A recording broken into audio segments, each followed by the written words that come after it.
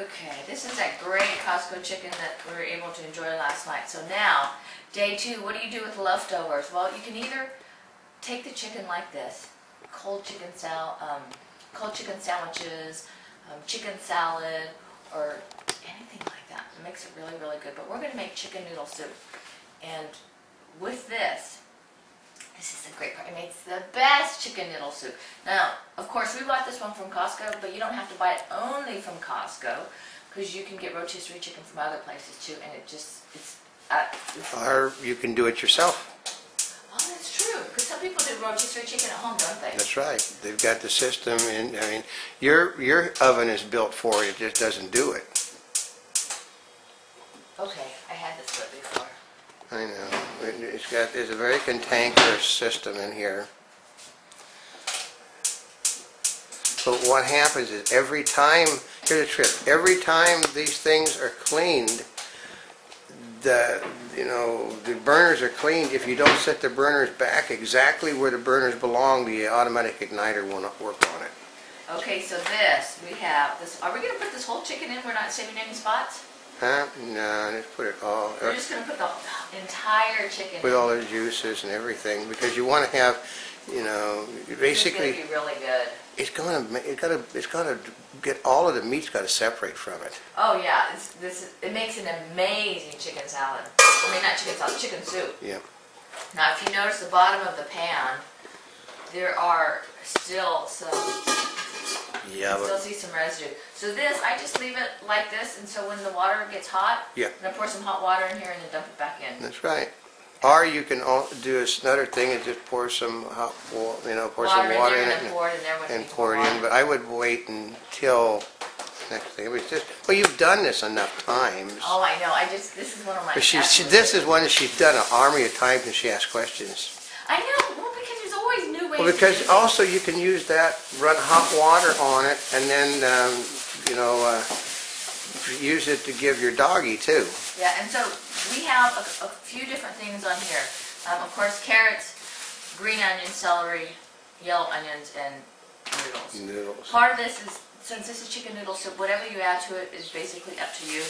Now, what always makes it really convenient, I have regular carrots, but if you buy those little baby carrots, those are real easy. You just stuff them in. Yeah. So those are really easy, but we're going to start with these for right now, and I can hardly wait till this is done.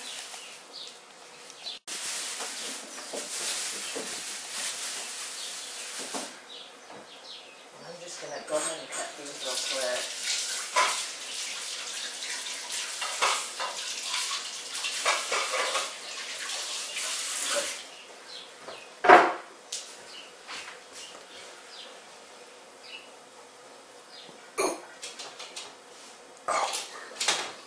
Here's the good part about cooking is, since I don't cook that often, I know how to do about everything wrong. Only Cam knows how to do it right. I actually cook less anymore than you do. Well, maybe right now, but I do cook. I mean, I've got microwave, multiple burners. But you have much more cooking experience than I do. So I actually do have more cooking burners than you, but my problem is that I microwave too much because I don't have time to cook when I'm working. That's what ends people's cooking careers, is the lack of time to cook. Then there's just me, so. Well, that's one thing. When there's only you don't. Oh, you know what? I didn't skin them. Isn't that important? No, you leave the skin. Skin is the. Okay, when people take the skins off of carrots, they're taking part of the best part of it off. Isn't that part of the nutrients anyway? Yeah. Okay. It's why, you'll see people when they're making carrot juice, they'll put the whole carrot in. They don't skin them. Okay. The difference is, like the baby carrots, the little ones are already skinned also. Yeah. So these carrots here are actually better for you. Oh, than the other ones? Yeah. As you can tell, I'm actually using my whole hand to feed it instead of doing it this way, only because carrots are hard, and I can put my hand pretty far away from them. Yeah, we learned about that from, I think, Expo West, from some chefs about that fact. Actually, that's enough carrots, don't you think? Yeah. Okay. Actually, do you think we should wait very long? Actually, carrots take a while. Now what you do is get yourself another pot. There's two options that I could do. I've got a steamer that I could put on the top and just put all the vegetables in there and let them steam. Or should I actually cook them in some other water? This one? But I don't know, because you're going to have to cook cook everything pasta separately. What you do is you cook all of this in the thing you're going to cook the pasta in. Okay, because I usually just dump it all in there. I know. But you know, part of it is when he makes this recipe, it's a lot better than when I make Yeah. it. So I'm learning some of these different nuances. Yeah. So, put water in it first or just put the vegetables in it? Dump the vegetables in and add the water. Okay. I mean, like I said, this is something she's done an army of times, but I do it different. And Well, part of it is I usually take everything. Well, she believes in one pot cooking. So I would take everything and dump it all in the one pot. Whereas he would do all the things different. But it does make a difference on taste.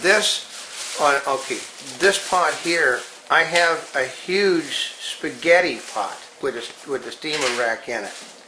What I would do, because my pot is way bigger than the chicken, I can put both in at the same time and cook both at the same time. Well, I have a steamer pot I can put on top of it. I know, but it's not. I'm looking at the lid and I have my doubts. Oh, it goes up above. I know, but I'm still looking at the lid. Oh. Yeah, see. Okay. Mine is bigger. Because mine is bigger, you can do that. It depends. Okay. This way, what you're doing, another trick. Okay. Go ahead. Okay. You don't have to peel leaves, arms off of a lettuce. You trim at the very top and trim your way back. That's how. You mean off of celery? Off of celery. I mean, you go to celery stalks, which and you trim. You don't cut any of the limbs off. You just sit there and go to the very top and cut back, and you get leaves and everything in at the same time. Yeah, I like all the leaves in there too. So, but there's multiple ways of doing it. First, there's nothing you can do that's wrong. It's just all we're doing here is we're just going to have, because this nutrient will help. Well, I'd rather have the nutrients in here too. I mean, you can get real picky and make them all the same size and do all that. It's like, but what you'll do is you'll end up it's a lot of wasted energy, I think. Yeah.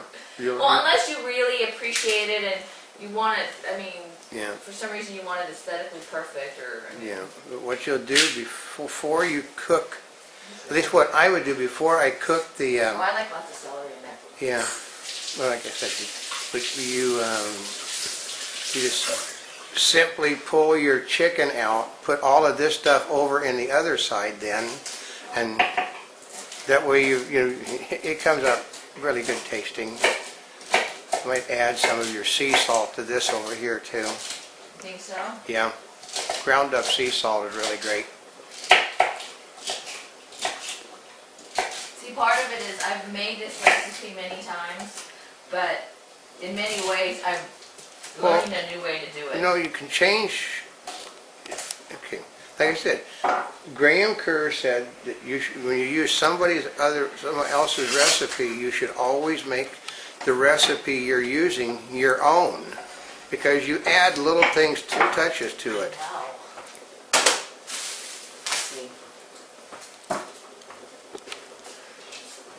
Onions do make a difference if you have the right knife. Yeah, a bread knife is really good for this sort of thing. What? Yeah, because it's got a serrated edge.